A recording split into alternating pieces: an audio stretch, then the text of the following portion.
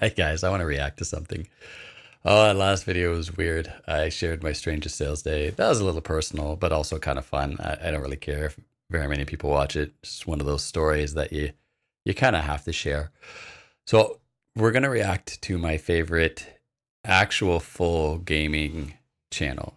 Asmon used to be my full favorite gaming channel. Now he's more political. He's still one of my favorite channels. I think he's my second most watched, next to Zwag, a YouTuber that does a ton of League of Legends playing. But we got Legendary Drops today.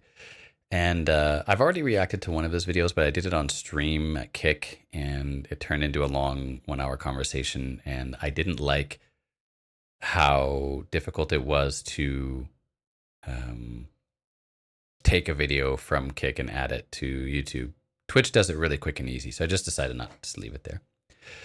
So Legendary Drops is this guy who worked in marketing. At least I'm pretty sure that's what he said in some of his videos. And I only found him this year. And I will say that I've watched everything he does because his writing is great.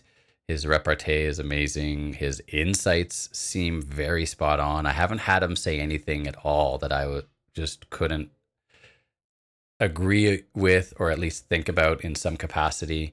And he's talking about where wins meet. This is a video called "This Game Shouldn't Be Possible," and I'm on a quest to find a new MMO. Now I know where wins meet is an MMO like, MMO light, or MMO and, I guess, but I have very few choices left for MMOs. Almost all of them are private servers, old games like Rift. I made a video about that are coming back, or City of Heroes that I played for a good 6 months this year and got a little burnt out on, only because the end game is kind of not there anymore, unfortunately. Beautiful, beautiful game though. Definitely check it out. So much fun. If you haven't played it, don't worry about the end game. Like it takes a lot to get burnt out in it, and it's got a lot of customization in it. But where winds meet, I saw it. I saw some videos of it. I wasn't sure what to think because it seems to do everything.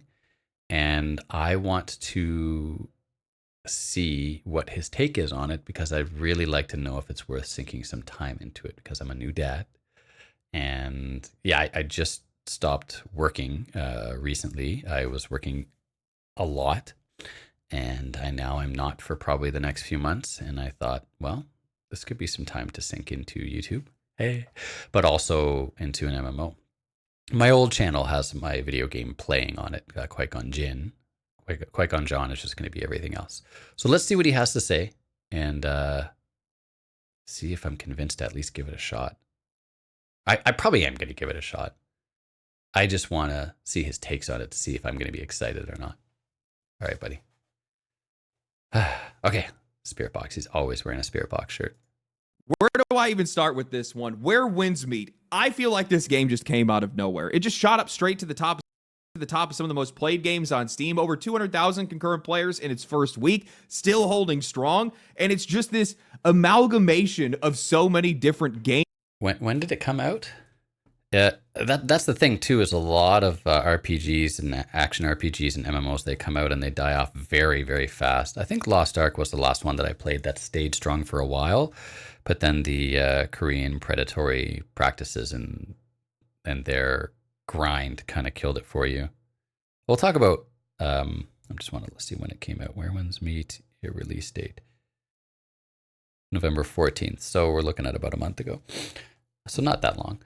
The thing about Lost Ark was that you couldn't just play your favorite character as much as you wanted. After a certain amount of time, there was nothing left you could do with it. And then you had to go to alts and do the exact same dailies and mini bosses and dungeons over and over again to get rewards that you could then use on your main if you wanted to. And it meant that you were doing the same thing maximum 6 times a day every day.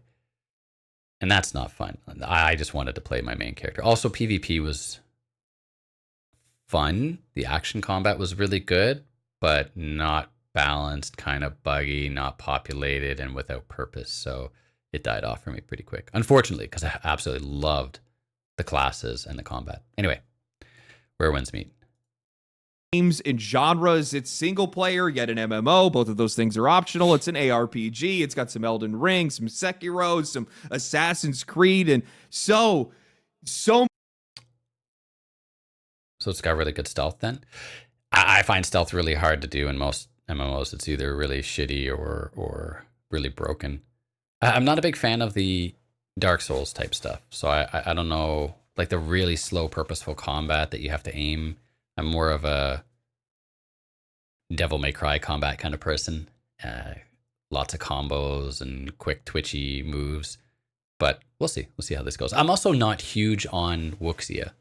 I think I'm saying that right. The setting. I don't mind the flying combat. I love the martial arts. The aesthetic is not great for me. So that's another not 100% sure. I could definitely see past it if it's a lot of fun though. Like I loved Black Desert Online and it kind of has some of that in it, but it also has a lot of heavy fantasy themes too, which I really liked.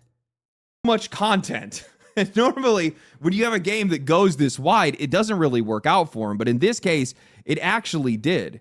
And this is all happening at a time where we have seen multiple MMOs that have failed straight out of the gate or have been canceled entirely, all because people just kind of assumed that this is just a dead genre. It's not really worth the time or investment. Yet here we have one that's delivering something the others haven't, which is giving players the time and space to actually be able to play these games. Now, this game is far from perfect. Okay. It has some rough spots. We're going to talk about that. But if you guys would have told me that a game like this would come out, that it would be free to play and no pay to win, I'd tell you guys that you're crazy. There's no way that would happen, especially today. But where wins meet stands exciting. on its own. The players are loving it. I've absolutely been loving it. And I think this game is going to continue to grow. Now, Where Winds Meet did sponsor today's video. They didn't have to be honest with you. I was already 40 hours into the game when they asked. But I have seen some gamers that are sponsored kind of really show for their games. I don't feel like he's the type of person that would do that, just based on how he'll make some pretty hot takes about the industry and things that most developers and studios would not want talked about. So I imagine he stays pretty true to form here. I like everything that I'm hearing so far. I like the no pay to win. I wonder how grindy it is because it is an Eastern studio game. And I saw some stuff about the combat that I'm not so sure about, but maybe he'll talk about it.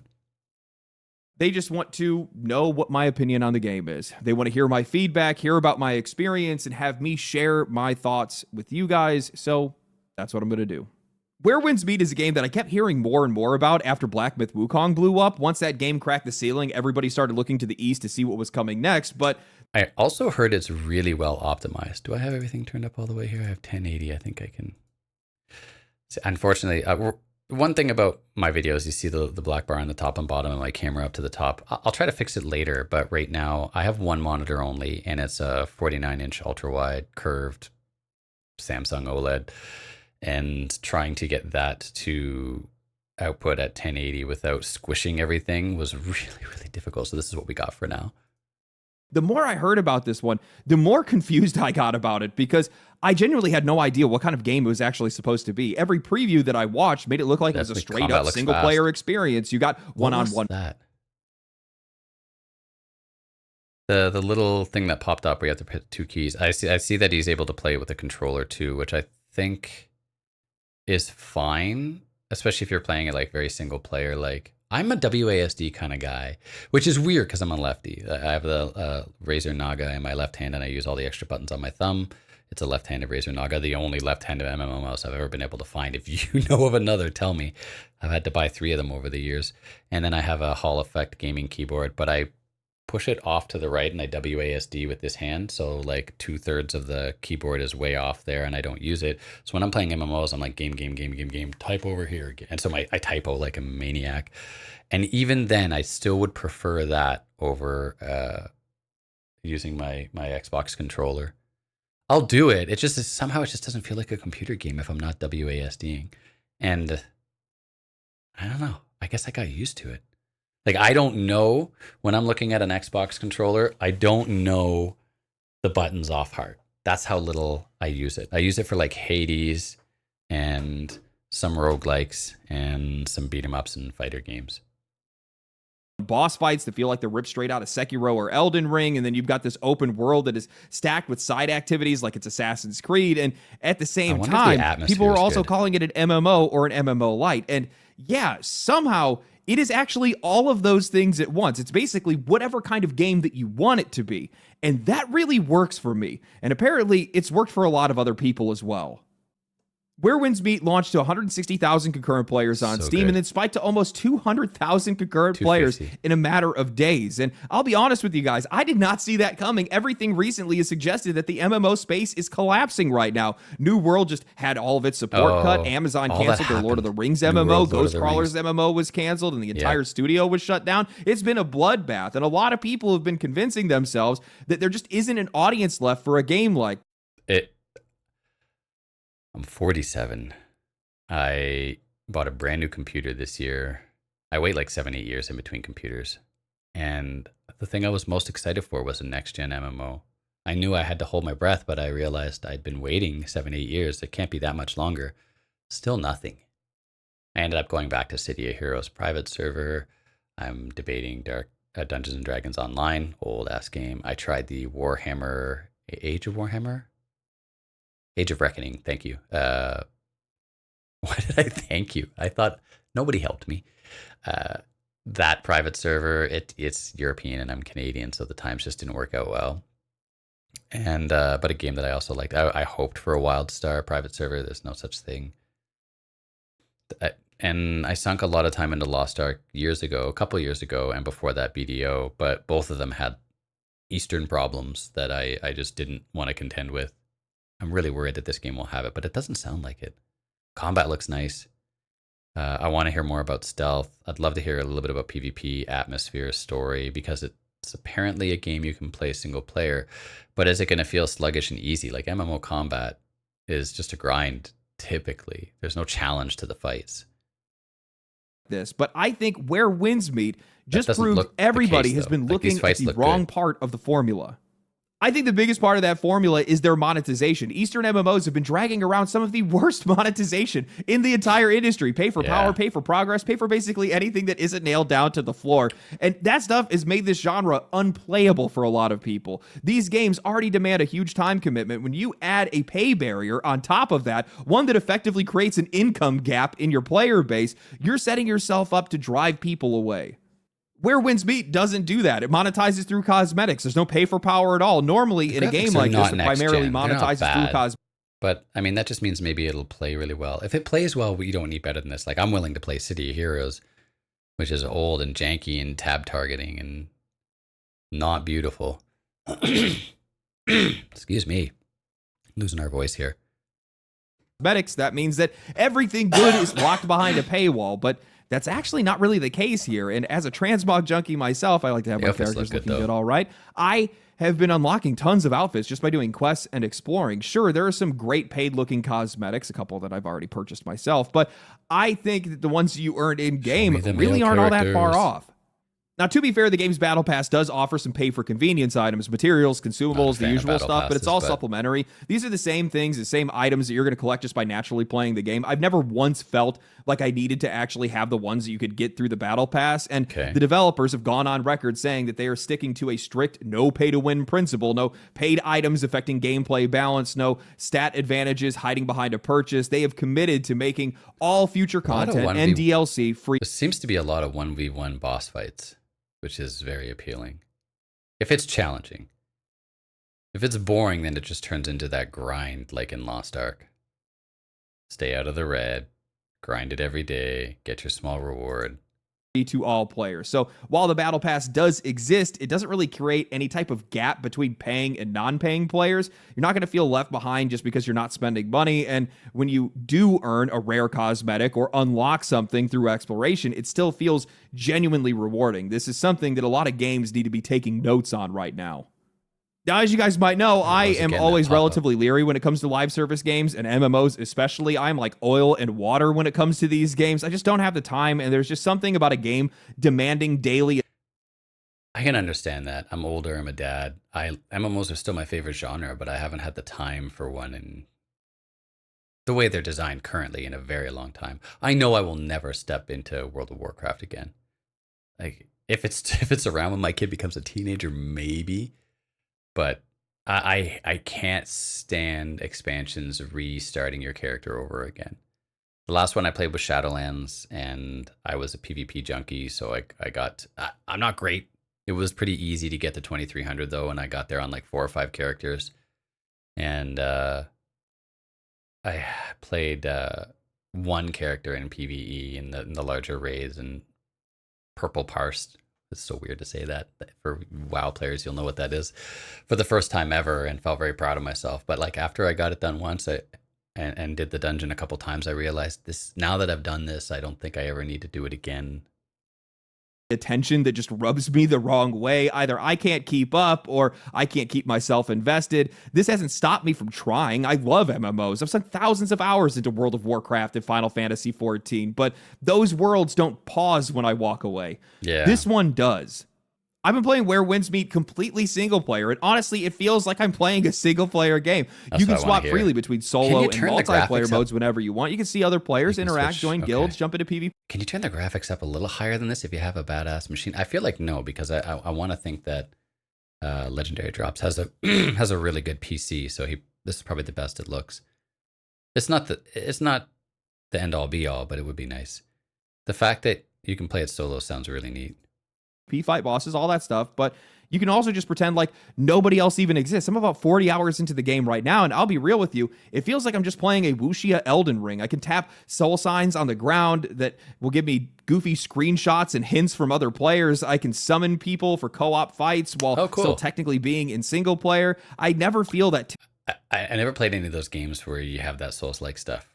I mean, I did for a very little bit, and it wasn't for me. So it sounds neat. The two genres that everybody loves that I haven't been able to jive with is that, and I think the Souls-like stuff is mostly because of the combat, not necessarily the PvP and the summoning and the hints on the ground. I think that's really neat. And then the other genre is the survival game one, and I would have thought that I'd love the survival game one because I love PvP with a purpose. I really wanted V Rising to be great for me, and I love isometric. But I don't understand having your own little server and trying to find people to come and play it, or how you find someone else's server. And so it just felt empty to me.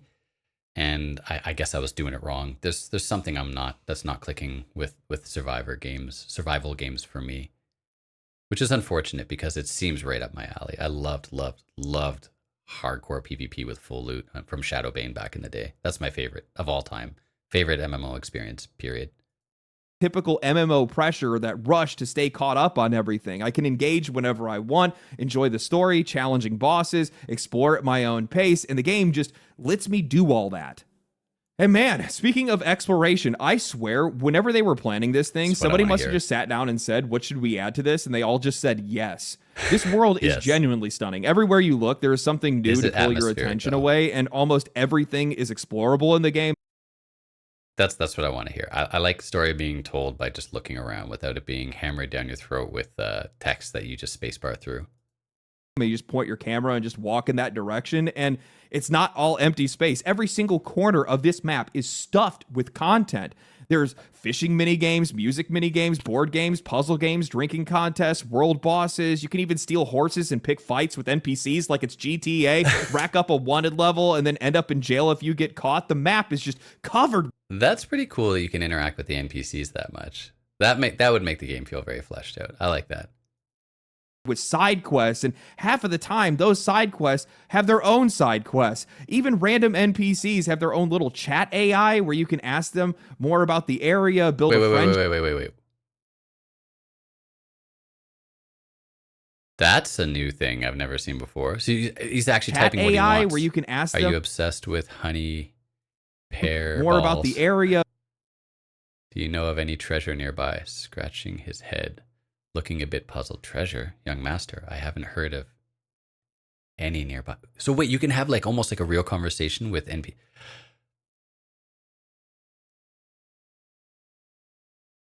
How good is this? Because this alone could draw you in if you're an atmospheric RPG type. That's wild. That is wild. Okay. Okay, tell me more.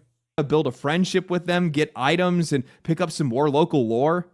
It'd be one thing if this is all just window dressing, but every piece of content is rewarding. Everything you do gives you something. The little puzzles and mini games are handing out crafting materials, upgrades, and cosmetics. I walked into a house, touched a mirror, Comb and then hair. walked outside and got a new hairstyle. Side quests will just randomly unlock entirely new abilities. You can literally learn Tai Chi just from watching animals interact in the wild, like a bear trying to rip down a beehive. I've even heard that you can learn A boss goose attacking a ultimates bear. if you parry. Okay.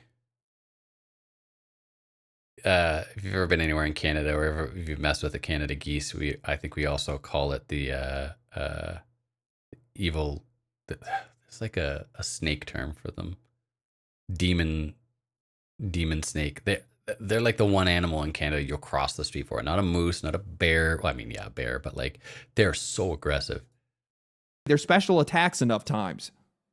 It's honestly absurd how far they took exploration and environmental design. These guys really must have embraced the idea of the world is your oyster, because basically you can just go anywhere and do anything. I really haven't found a single building that the game wouldn't let me enter. Once you reach the big city, Fang, it's huge. And even there, most buildings are open. The whole game just feels like it's allergic to getting in your way. There's no, oh, it's a video game moment that breaks that illusion. It just lets your curiosity run wild, and the immersion in the game is so much stronger for it.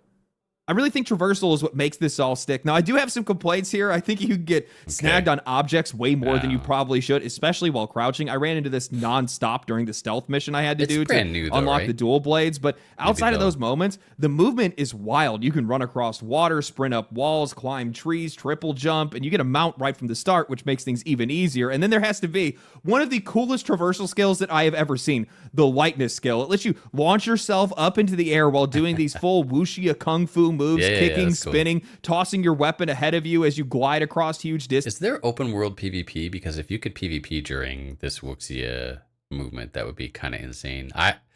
City of Heroes, when it had PvP, it had a really cool PvP zone, and before they started, they called it suppression. They suppressed the travel powers in PvP, meaning it would like slow it down a bit. You could still do it, but it slightly suppressed it. There was full PvP with travel powers, and the travel powers were very dynamic. Like you had teleport, where you teleport and you would hover for a bit and teleport again. That was my favorite one. Super jump, super speed, fly. What else was there? There was like non-super ones, like just like acrobatics, and stealth. Really good stealth in that game. So with all of that going, you could get attacked from anywhere at any time. Very fast paced. It was really interesting. I doubt it. Nobody wants to do open world PvP anymore.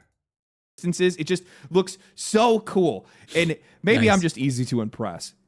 Well, maybe not that easy, because as much as this game nails its content, it gets absolutely kneecapped by its menus. And I get why, when you build a game that has this much stuff in it, you end up creating a menu for just about everything. But that's not a terrible complaint, right?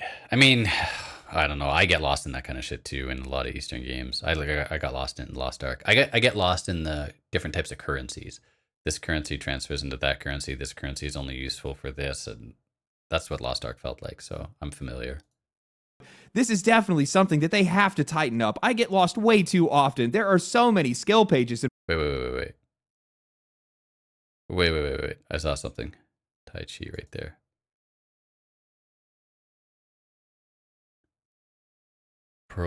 Pulls and whirls the target, allowing you to aim by rotating the camera before hurling them for damage, especially potent against shield-bearing enemies. He throws a bear.